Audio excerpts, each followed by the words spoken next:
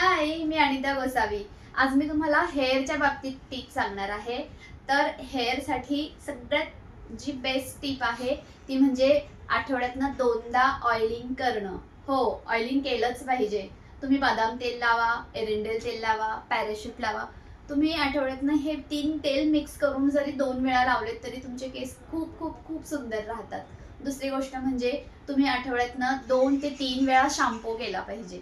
आणि नुसता शॅम्पूच नाही तर त्यासोबत तुम्ही कंडिशनरही केले पाहिजे, कारण कंडिशनर हे प्रोटेक्शन देतं, केस मऊ बनवतं, चमकदार बनवतं। तर शॅम्पू आणि कंडिशनर ह्या 2 गोष्टी तुमच्या झाल्याच पाहिजेत। अजून महत्त्वाची टिप म्हणजे केसांना हीट देणं टाळा। आपण सारखं वारंवार ड्रायर फिरवतो, स्ट्रेटनर वापरतो, कर्लर वापरतो, तर ह्या गोष्टी टाळणं पूर्ण थांबवा। तुम्ही महिन्यातनं एकदा किंवा जास्तीत जास्त 2दा ह्या गोष्टी करू शकताय। तर डाएटमध्ये प्रोटीन, विटॅमिन ई, ओमेगा 3 आणि फॅटी ॲसिड असलेला आहार खाणं खूप महत्त्वाचं आहे। आणि तिसरं म्हणजे हायड्रेशन।